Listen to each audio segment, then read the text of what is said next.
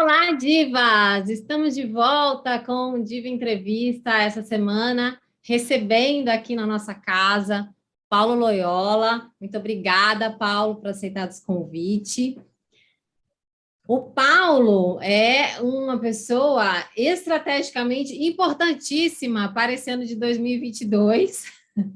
Ele trabalha, né? Se dedicou aí mais de 15 anos à gestão pública e 13 anos em iniciativas de planejamento estratégico. Passou por duas empresas públicas, duas prefeituras, foi sócio de uma empresa especializada em gestão pública e prestou consultoria barra mentoria para mais de 150 campanhas políticas de 2016 a 2020. Hoje atua como consultor em planejamento estratégico de campanhas e mandatos e como diretor operacional do Perifa Lab, é um instituto que visa formar e acelerar quadros favelados a fim de ocupar estrategicamente os espaços de poder.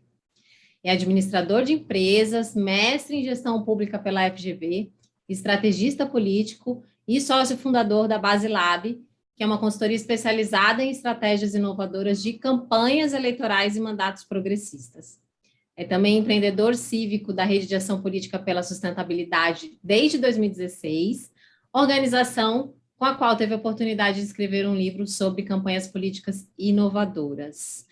Muito obrigada por aceitar o nosso convite, Paulo, com esse currículo também extenso que você tem aqui, né? Como eu comecei falando, esse ano você é o cara, né? 2022, aí ano eleitoral.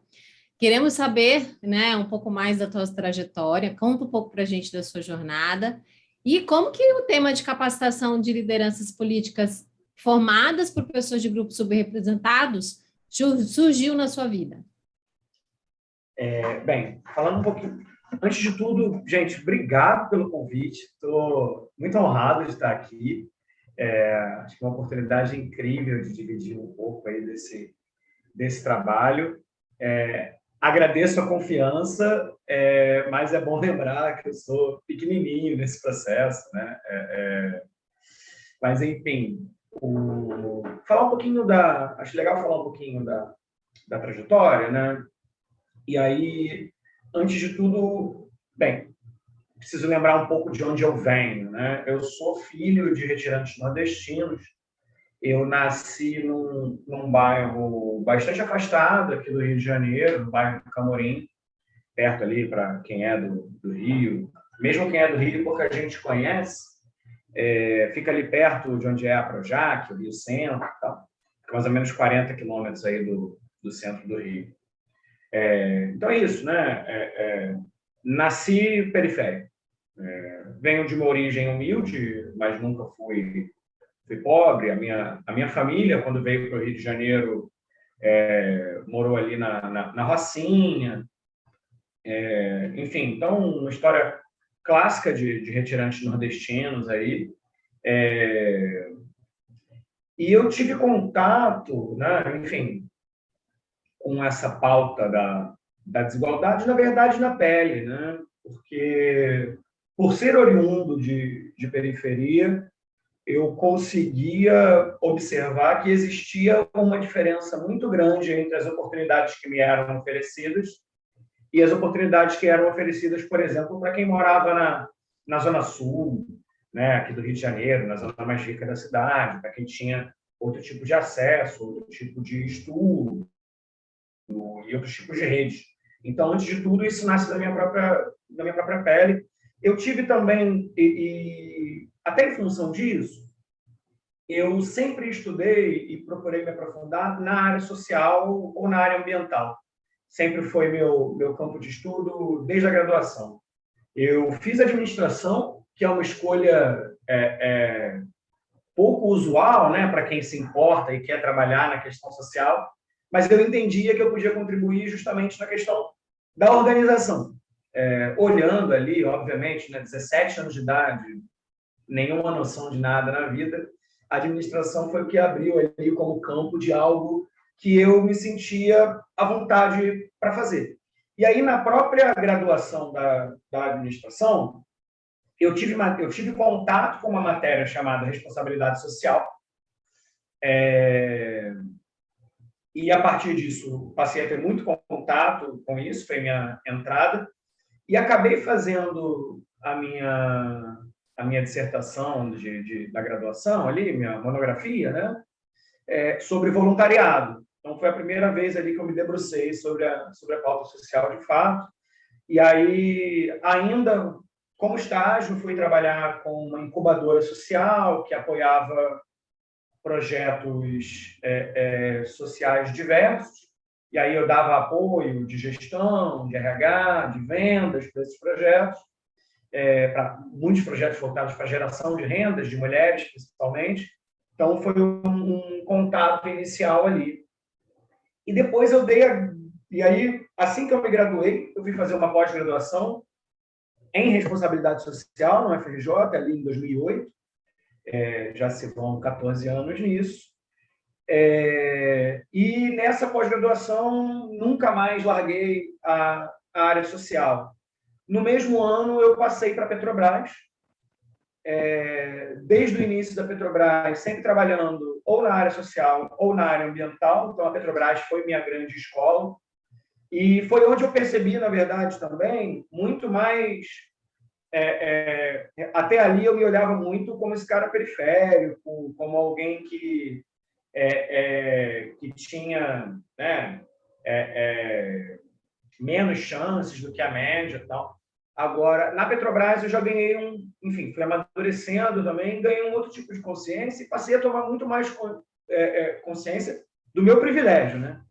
Que, na verdade, mesmo como periférico, de origem humilde, eu tive uma estabilidade e é isso, nunca passei fome, mas fui de colégio público por opção financeira, né, para evitar aquele custo ali para os meus pais. Não foi uma escolha que eu queria, né? Agora, na Petrobras, na verdade, foi uma grande escola, que aí sim me vi nesse lugar de homem, cis, branco, passei a perceber outros campos ali do meu privilégio. Então, assim, mesmo como periférico, como vindo de origem humilde, como filho de retirantes nordestinos, me vi, na verdade, frente ao quadro social do país, né? Me vi, na verdade, muito, muito privilegiado nesse processo. Mas, e aí, enfim, tenho mais ou menos essa trajetória, e aí, mesmo dentro da Petrobras, depois continuei me especializando nesse assunto, continuei estudando a área social, acabei ficando sempre nessa área aí que hoje o pessoal chama de ESG, né? Na época era sustentabilidade. O pessoal precisa mudar o nome dessas coisas a cada 10 anos para que as pessoas continuem se importando com isso, né? Mas é isso, desde Clube de Roma ali, mais ou menos a mesma coisa que a gente vem falando. E aí, enfim, em 2016, peço demissão da Petrobras por entender que aquele ali não era mais meu lugar. Tinha chegado numa posição bastante legal, até, de gerente, mas resolvo sair em 2016, ainda sem saber muito bem o que eu ia fazer. Como já estava no mestrado, na gestão pública, o caminho para ir trabalhar em prefeituras foi muito natural, o convite ali de um amigo do mestrado, fui fazer plano diretor. Depois fui trabalhar em outra prefeitura do interior de São Paulo. A secretária que eu estava trabalhando ia concorrer.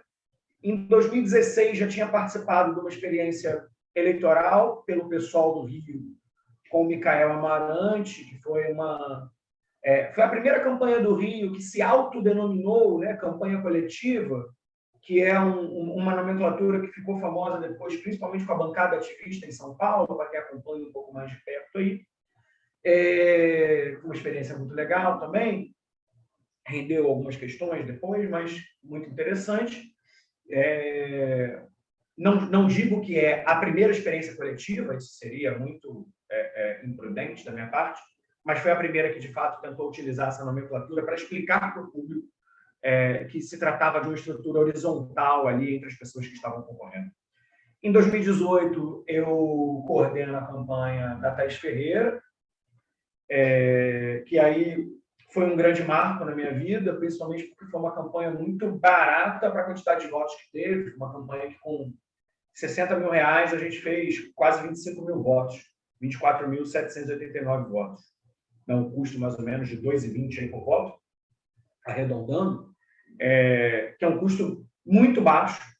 E aí eu olho para aquele processo e tanto eu como a Thaís, naquele momento, a gente tinha muito essa visão. Bem, lembrando, né, o ano é 2018, foi o ano não do surgimento, mas do grande aparecimento público de Bolsonaro para a grande massa. E a gente olha para aquilo e a gente fala, olha, tem um pessoal que entendeu essa nova dinâmica, essa dinâmica da sociedade em rede, aí, que o Castro explica super bem, outros autores e tudo mais, mas essa dinâmica do WhatsApp, essa dinâmica das mídias sociais e tudo mais, por uma questão geracional, tanto eu como o Thaís já éramos muito ligados nisso, acabou dando muito certo. Né? Existia muito essa demanda de eleger uma mulher negra, não podemos esquecer, foi também o ano da morte da Marielle Franco. Foi uma coisa muito, muito marcante. E aí, a partir de 2018, no final de 2018 mesmo, eu me mudo para São Paulo, me aproximo da RAPS, escrevo o livro, e aí, no início de 2019, eu oficializo, né, a Basilab como instituição. E aí estamos aí há 3 anos nessa, sempre trabalhando com campanhas progressistas, sempre tentando ser mais inovador possível, enfim, nos aprofundando aí nesse processo. Então, é mais ou menos dessa forma que eu chego até aqui. E ouvindo você falar, né, Paulo, esse olhar para a diversidade, né, para a representatividade de grupos que hoje a gente continua ainda não vendo, né, muito expressivos dentro do panorama da política brasileira, a gente pensa que para mudar a realidade dessas pessoas, de todas as pessoas, é indispensável, né, que a gente tenha diversidade, que tenha representatividade na política. Mas a gente sabe que a participação de mulheres, a participação de pessoas pretas, pessoas que tenham, né, que sejam portadoras de deficiência, representantes da comunidade LGBT, na vida política no Brasil ainda é muito, muito pequena. Como é que você vê que a gente está avançando nessa questão? O que a gente está fazendo e o que a gente está obtendo de avanço na real? Primeiro, eu acho que se a gente olhar para os números, principalmente, das eleições de 2020, você tem em São Paulo, né, a maior cidade do país, a vereadora mais votada, uma mulher trans negra. Eu acho que isso é muito significativo, isso precisa ser dito. Tivemos a maior, ainda no tópico de pessoas trans, a maior quantidade de trans eleitas na história do país. No Rio de Janeiro, eu tive a honra de participar da campanha da Tainá de Paula, também foi uma mulher negra que fez ali seus mais de 25 mil votos. Thaís se elegeu vereadora com 17 mil. Tivemos também outras candidaturas aí significativas. Esse é um valor que ainda está muito concentrado, né, nas grandes capitais, nos grandes centros urbanos. Me parece, inclusive, que existe uma certa conexão entre isso, do nível de preocupação, consciência, sem querer ser elitista com o termo, mas essa questão se discute muito mais dentro de grandes centros urbanos. Também em locais onde a gente tem aí um nível socioeconômico um pouco mais elevado. Agora, não são poucas as iniciativas que estão trabalhando para incluir mais pessoas nesse processo. Quem está muito bem organizado nisso, me parece, se a gente tivesse que olhar para todos esses movimentos que você citou aí, são os movimentos feministas. Né? Posso citar aqui o Vote Nelas, o Elas no Poder, o Goianas na Urna, temos diversos movimentos de mulheres dedicados a eleger mulheres. Não só movimentos políticos, mas movimentos como, por exemplo, Mulheres do Brasil, da Luísa Helena Trajano, que também é muito significativo nesse sentido de organizar mulheres, não necessariamente em torno da eleição, mas, de fato, em torno da discussão política pública. A pauta LGBT, a gente também não pode deixar de falar. O Brasil tem uma das legislações mais avançadas do mundo na pauta. Tá?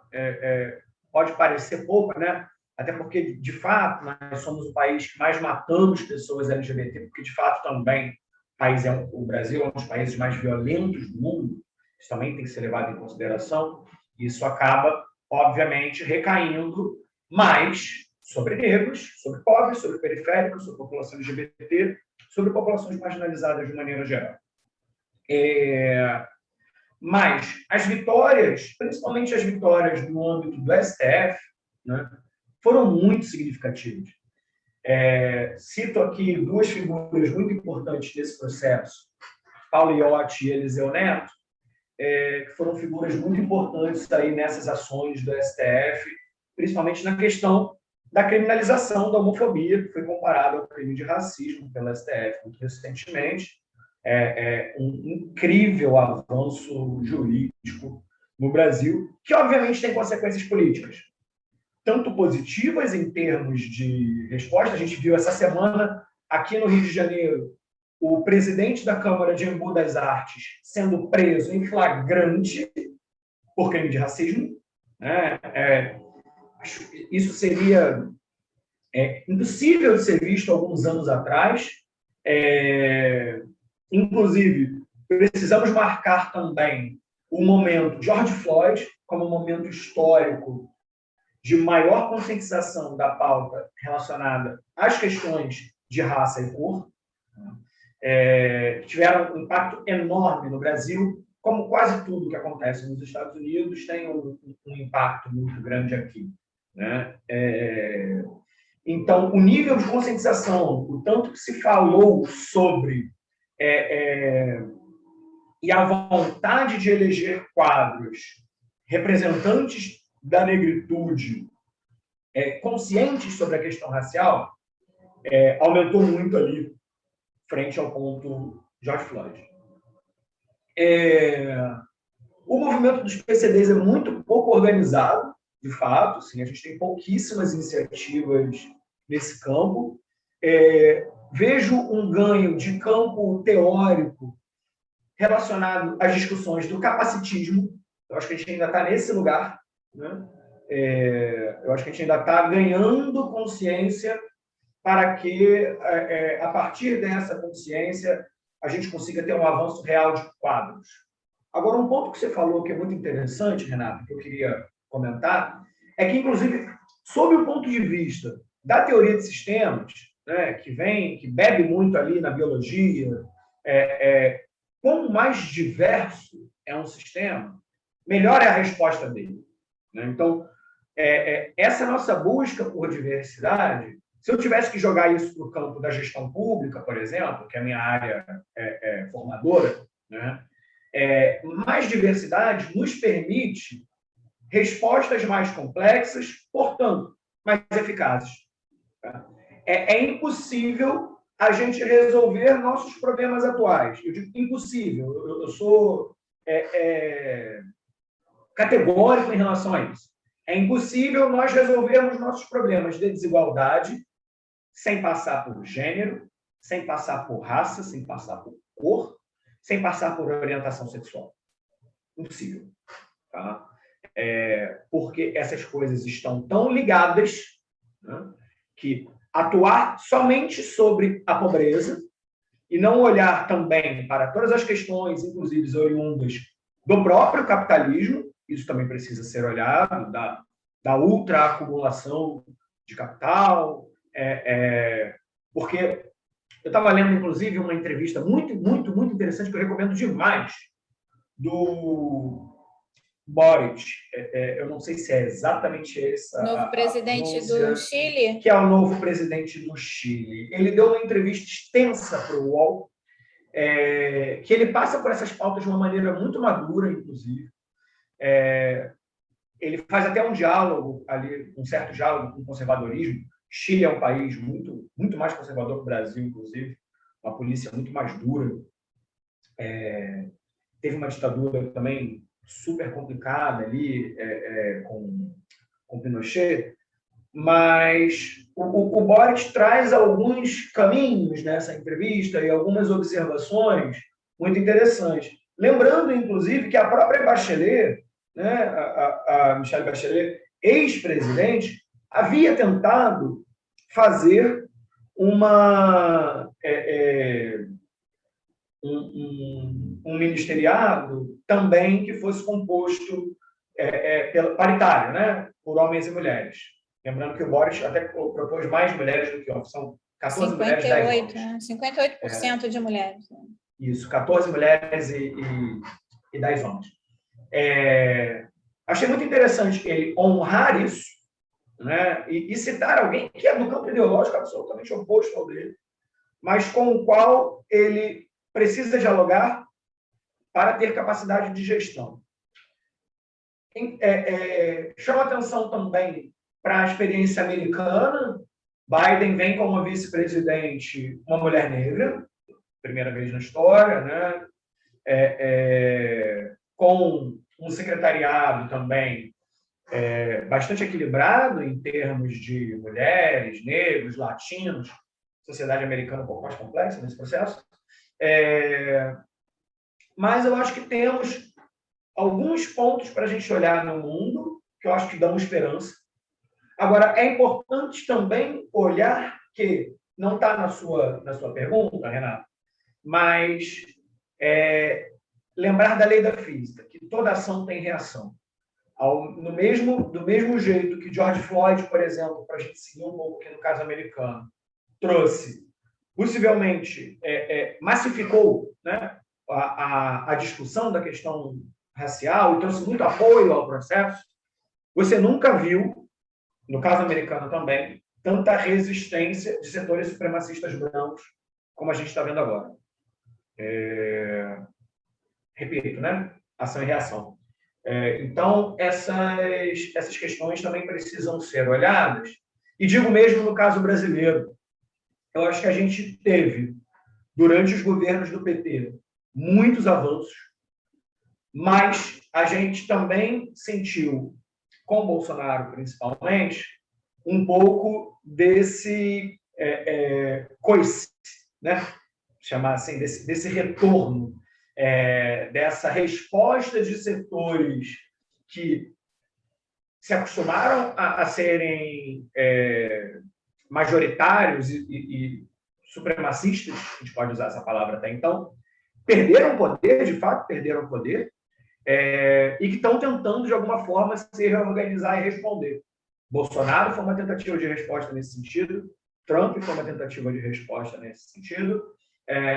Tem muitos estudos, inclusive, que mostram como essa classe branca que não é que tenha empobrecido, mas que perdeu poder de compra frente ao crescimento de outras classes dentro dos Estados Unidos, principalmente latinos e negros, como eles se sentiram perdedores desse jogo da democracia e como isso foi essencial para a eleição do Trump. Ele faz muito gesto supremacista, assim como o Bolsonaro faz aqui no Brasil também. Enfim, dei uma resposta um pouco mais longa aí, talvez, para dizer mais ou menos como a gente está, mas, para concluir, eu trago também o exemplo do Perifa Lab, né? O Perifa é um instituto que nasce aí como reflexo justamente deste processo, né? Eu mesmo já fui envolvido aí com outros processos de formação, todos eles estão ganhando cada vez mais consciência de gênero e relacionada à diversidade de raça e cor. Dou exemplo aí, tanto o Renova quanto a RAPS, cada vez mais que são aí duas organizações que atuam também. A RAPS não atua só nessa questão de formação, mas também nessa questão de formação, e o Renova ele é especializado nessa questão de renovação. Essa semana mesmo, dialoguei com pessoas lá do movimento que estão buscando, sim, aumentar o número de mulheres, aumentar o número de negros, aumentar, inclusive, a relação ideológica ali dentro, que nos primeiros ciclos dá para a gente dizer que trabalhou mais com pessoas da centro-direita. E eu acho que até em resposta a isso, e em olhar isso, eu e várias outras pessoas, cito aqui também, tenho todas da Tamifak, do Halley Arraes, tem a Tenda, que também é um Instituto de Formação de Mulheres Negras, mais voltadas aí para quadros mais progressistas, para quadros mais periféricos, para quadros mais conscientes de questão racial, para questões de gênero, para questões de orientação sexual e para questões efetivamente de classe, né? Ou seja, não estamos sozinhos nessa, de forma alguma, mas é importante dizer isso, né? Tem uma resposta também do próprio sistema. E aí, várias dessas pessoas que estão compondo isso são profissionais do mercado. É o caso do Halley, é um profissional super gabaritado de mercado que assumiu para ele a função de capacitar e eleger mais mulheres, como o Arthur, que é nosso gerente executivo lá. A gente não delimitou muito bem as coisas de papéis ainda, mas é lá nosso grande chefão no Perifa, que é um cara que vem do movimento negro, é fundador do Enegrecer, também assume esse lugar de criar um movimento de formação de quadros periféricos progressistas. Assim como a própria Baselab vem aí em 2019, mesmo como empresa, falando, não, espera aí, a gente só vai trabalhar com essa galera progressista, a gente não quer trabalhar com aquele outro campo, não. A gente tem uma responsabilidade de onde colocamos a nossa energia. Citando aqui Pequeno Príncipe, você vai se tornar responsável pelo que você cativa. Então, enfim, nasce um pouco dessas reflexões, agora dessa tensão que, sem nenhuma dúvida, Renata, não vai parar por aqui. Vai continuar nos próximos anos. E temos aí um ano importante, né? Porque tem todo esse panorama, tem todos esses exemplos, tem todas essas possibilidades, e a gente precisa agir de forma consciente para que isso, de fato, comece a mudar, né? Esse vento comece a soprar para cá de volta. Eu diria que politicamente, um dos anos mais importantes da história brasileira, nós conseguirmos reconstruir, e eu até queria voltar no que eu ia falar do Boric, eu acho que eu me perdi um pouco na minha direção, que é a reconstrução do pacto social. Sim. Eu acho que a gente precisa reconstruir um pacto social. Acho que a grande sacada do Boric ali foi essa crítica ao discurso de meritocracia, que a própria população já não consegue mais olhar para isso e ver isso fazendo sentido. E aí vou conectar com a minha história lá atrás. Para mim, o sentido nunca fez sentido falar sobre meritocracia. Porque, por exemplo, voltando um pouquinho na minha história aqui, só dando um pequeno exemplo, eu estudava numa faculdade particular, que agora já até acabou, uma dessas bem baratas, enfim, era o que dava para pagar, e eu estagiava na PUC. Então, todo ano, eu ia para a feira de estágios da PUC. Eu nunca fui chamado para um estágio. Mas quando eu fiz concurso público, eu consegui passar em 2. Sabe? Então, assim, não estava sendo medido ali o meu conhecimento frente ao conhecimento daquelas outras pessoas. Estava sendo medido a origem. Sabe? Então, assim, e o Boric coloca isso num lugar muito característico da formação dos protestos chilenos ali que foram em 2020, 2019, eu não vou lembrar exatamente quando, mas que, inclusive, estão levando à revisão da própria Constituinte chilena, que hoje é oriunda do período do Pinochet ainda, né? Enfim, a esse novo pacto social. Então, minha grande esperança é que a gente consiga repactuar, é que a gente consiga chegar num novo lugar onde a gente entenda a complexidade que a sociedade tomou, que certos discursos não vão ser mais engolidos por mulheres, por negros, pela população LGBT, e repactuar a partir daí. Nós precisamos repactuar. Então, é um pouco de onde estamos, nesse lugar. E, Paulo, é bom ouvir você falar, trazer alguns exemplos aí, né, de campanhas e pessoas que foram eleitas, né, especialmente acho que mulheres negras, né, como é o caso lá dos Estados Unidos, nos últimos 2 anos aí, vem aí nessa onda também de consciência.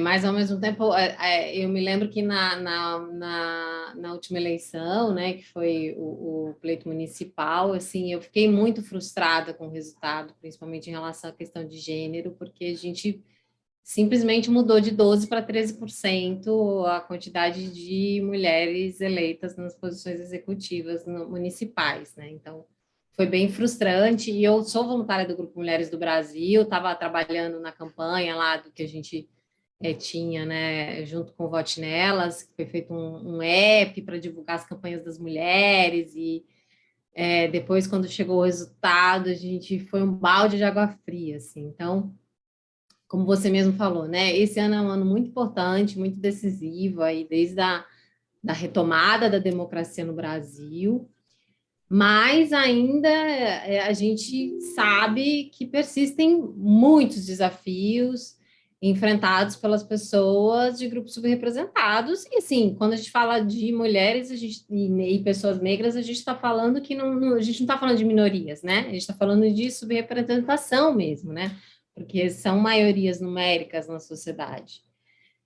Então, a gente queria ouvir um pouco de você, quais são, né, na sua visão, os principais desafios para realmente a gente conseguir avançar nessa representatividade na política brasileira, mesmo em partidos de esquerda, né, que teoricamente, né, seguem uma linha mais progressista, mas a gente percebe também muito ainda esse desafio no apoio a algumas candidaturas. E como que nós, né, podemos, nós e toda a sociedade, quem se interessa por esse tema, pode colaborar com essa causa? Eu vou comentar 3 pontos aqui. Primeiro que é isso, né? Se a gente for olhar para esses movimentos, mesmo Mulheres do Brasil, que é um movimento que me parece que está muito maduro do ponto de vista de conseguir juntar mulheres incríveis ali, Cacá, ele é muito novo, perto das origens e das estruturas que elegem os homens brancos de meia idade de sempre, né?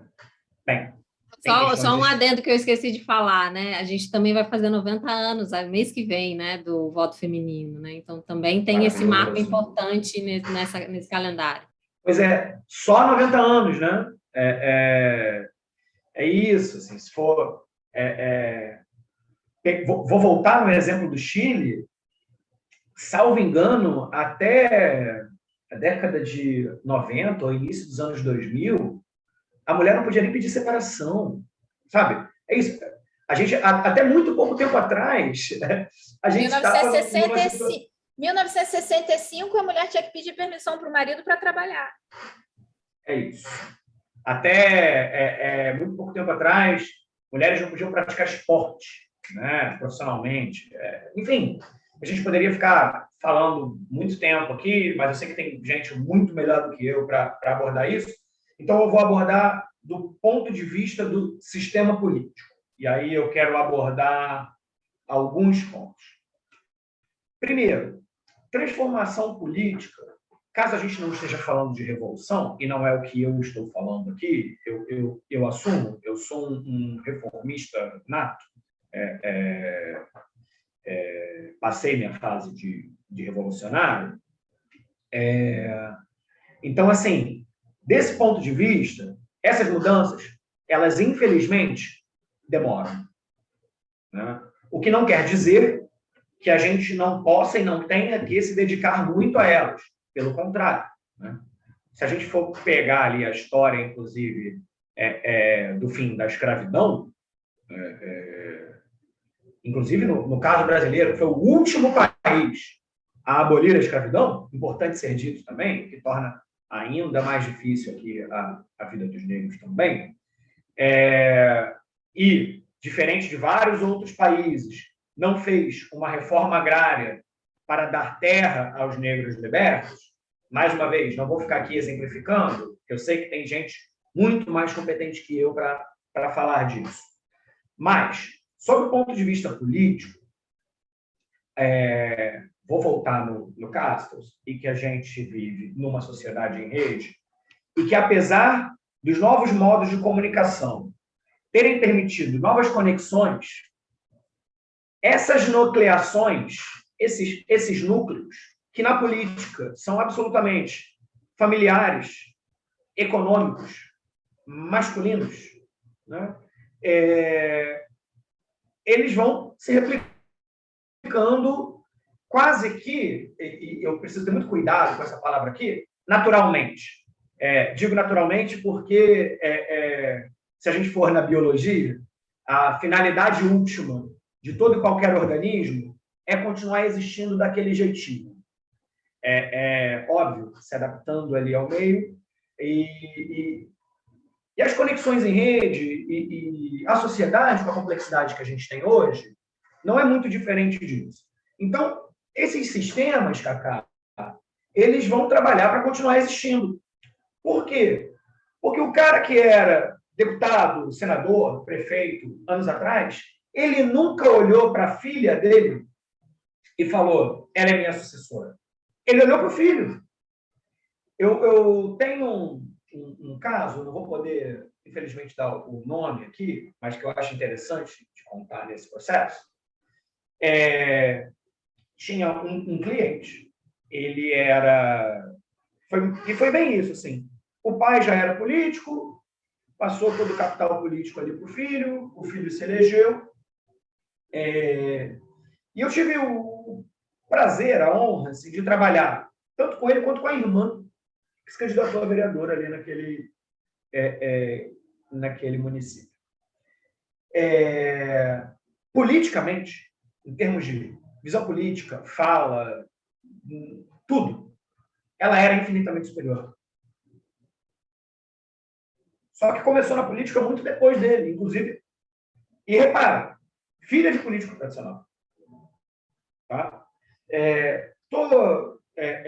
Não estou querendo criar regras aqui, estou fazendo somente uma breve digressão, mas o que eu quero dizer com isso? A organização social favorece muito a replicação do sistema atual. Mudar a organização social atual demanda disputar os partidos. Por quê? A gente precisa falar sobre uma questão que é uma característica dos partidos brasileiros. Os presidentes de partido têm um poder descomunal. Como eles têm um poder descomunal e como o objetivo de toda a organização é continuar existindo, eles pegam as candidaturas que já existem, jogam rios de dinheiro nela para que elas continuem existindo, para que aquele sistema tenha estabilidade. E repara, repito, eu não sou um revolucionário, é importante que eles tenham estabilidade. Eu não estou jogando isso fora. Só que a gente está jogando fora capital político. A gente está jogando fora potência. Assim como a gente está jogando fora potência, ao não investir nas periferias, ao não investir numa educação pública inclusiva, ao não investir em mais mulheres, ao não incentivar pessoas LGBT a estarem na vida pública e a se entenderem nesse lugar. Então, Essa questão também das estruturas dos partidos, enquanto forem do jeito que é, e a gente teve algum avanço recente, que mais uma vez, o STF aí salvando a gente, que é a delimitação de um valor mínimo para mulheres e para negros, por decisão do STF. Bom lembrar. Essa decisão não veio do nosso legislativo, ela veio do nosso judiciário. Por quê? Sem uma estrutura robusta de financiamento e de organização, essas campanhas não vão se eleger. Eu trabalho muito com figuras que são de fora do sistema. A gente tem, tecnicamente, a gente chama de outsider. Eu evito muito usar termo em inglês, mas explica bem, né? Aquele que vem de fora.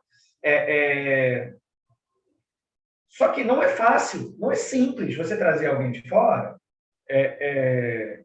Demanda uma leitura de tempo histórico, demanda conhecimento de comunicação, demanda perfil do próprio candidato, da candidata, demanda uma estrutura de militância dos partidos, que muitas vezes são cooptados para os quadros clássicos esses que são 90% homens de meia-idade brancos. Não estou sendo exato com os números, não, tá? Estou aqui fazendo uma hipérbole.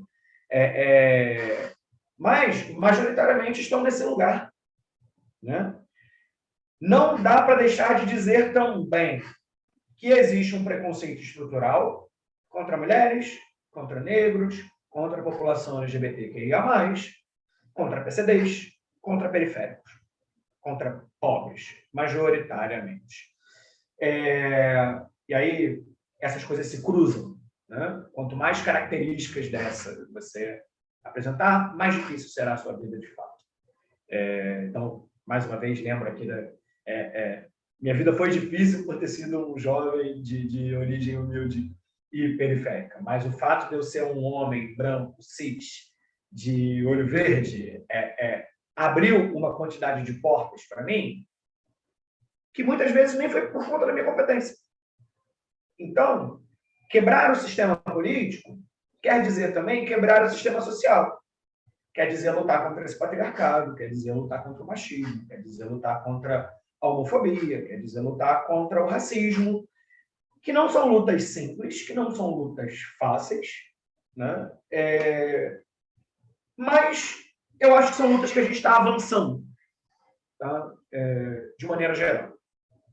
E um outro ponto pelo qual eu já passei, mas que eu quero reforçar, porque não passa só pelo financiamento público, que é o financiamento, a quantidade de dinheiro envolvida na eleição de mulheres, de negros, da população LGBTQIA+, de PCDs, de indígenas. Tá? Então, é organização. É um problema estrutural de preconceito contra essas populações subrepresentadas. E é um sistema de poder o qual é muito difícil ser superado.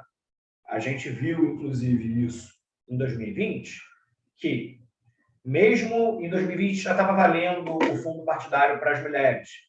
Mas aí o que os partidos fizeram? Bota uma mulher de vice e joga 70% do dinheiro da majoritária, do candidato a prefeito. Foi o que aconteceu em 2020. E vamos lá, foi o que o pessoal fez, tá? Não precisa ir longe, não.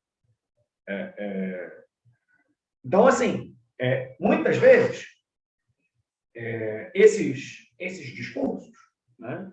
E dou outro exemplo aqui para tornar essa coisa um pouco mais complexa.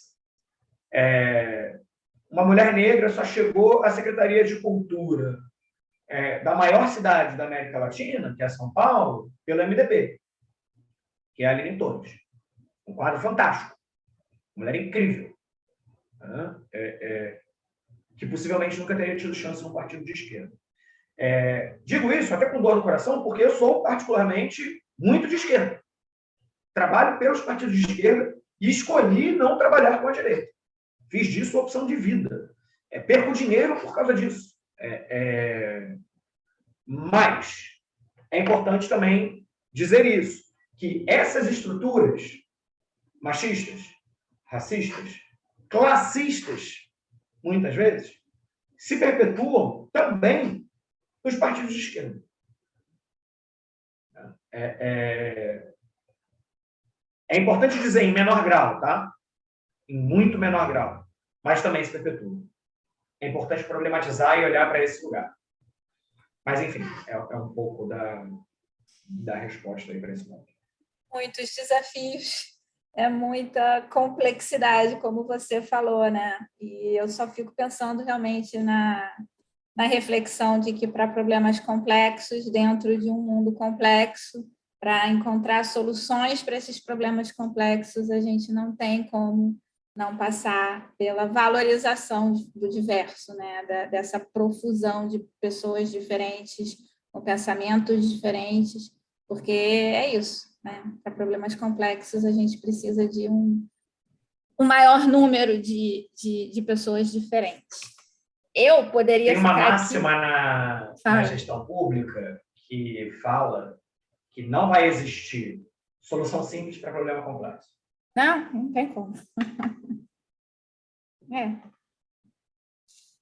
Olha, eu poderia ficar aqui falando sobre isso até não sei que horas, porque para falar de diversidade, para falar de política, para falar, né, de consciência, para falar do que a gente quer que mude, porque a gente, né, se está aqui trabalhando, se você está trabalhando, né, para trazer novas lideranças, para capacitar novas lideranças para que essa mudança aconteça. Se a gente está aqui trabalhando para trazer mais consciência do valor da diversidade para as organizações, porque a gente entende as organizações, mesmo as privadas, né, como agentes dessa transformação que precisa acontecer, é porque a gente, né, acredita que isso é possível.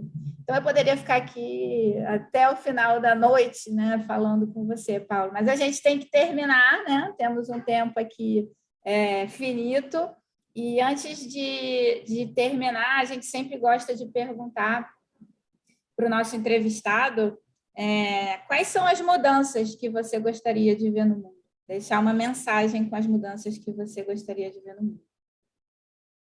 Olha, Renata, eu sem nenhuma dúvida eu gostaria de ver um mundo mais diverso.